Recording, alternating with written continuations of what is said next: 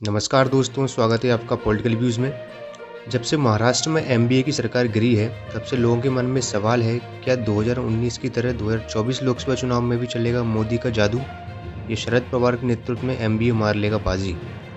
महाराष्ट्र की 48 लोकसभा सीटों में किस पार्टी को मिलेंगी कितनी सीटें? आइए यही जानते हैं महाराष्ट्र के ताज़ा सर्वे में। सीटों के आंकड़े पर बात करने से पहले हम आपको उन 3 सवालों के जवाब बता देते हैं जो हमने इस सर्वे में पूछे थे।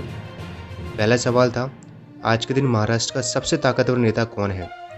62% लोगों ने कहा देवेंद्र फडणवीस, 12% लोग शरद पवार को सबसे ताकतवर नेता मानते हैं। वहीं 15% लोगों का कहना था उद्धव ठाकरे, 8% लोगों ने एकनाथ शिंदे को वोट किया, जबकि 2% लोगों ने राज ठाकरे को चुना। फिर हमने दूसरा सवाल पूछा कि क्या 2024 लोकसभा चुनाव में महाराष्ट्र में एनडीए बीजेपी पर भारी पड़ेगा? 38% लोगों का मानना है हाँ, 61% लोगों ने नहीं में जवाब दिया और 1% लोगों का कहना था पता नहीं। हमारा तीसरा सवाल था, क्या उद्धव ठाकरे का कांग्रेस एनसीपी के साथ जाना सबसे बड़ी राजनीतिक भूल थी? 73% लोगों ने हाँ में जवाब दिया, 26% लोगों ने कहा नहीं, जबकि 1% लोगों का कहना है पता नहीं। आपको बता दें कि ये विश्लेषण हमने महाराष्ट्र की वर्तमान राजनीतिक परिस्थिति और 2019 के लोकसभा चुनावों को आधार मानकर किया है।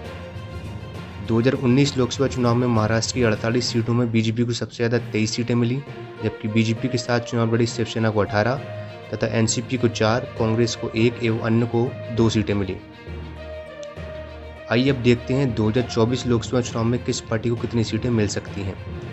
अगर सबसे पहले बात करें एनडीए गठबंधन की, इस गठबंधन में एनसीपी, कांग्रेस और शिवसेना 16-16 सीटों पर चुनाव लड़ सकती हैं।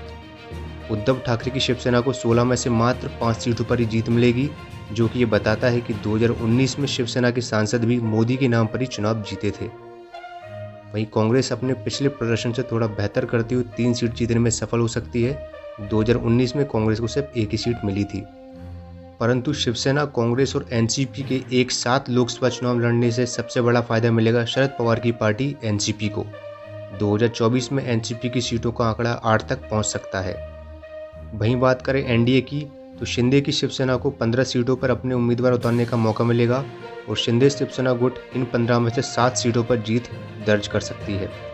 जबकि बीजेपी महाराष्ट्र की 33 लोकसभा सीटों पर चुनाव लड़ेगी और मोदी फडणवीस की जोड़ी महाराष्ट्र की नंबर 1 पार्टी बनते हुए 25 सीट अपने नाम कर लेगी। इस तरह बीजेपी गठबंधन को 32 सीटें जबकि एनडीए को 16 सीटें मिलेंगी। धन्यवाद।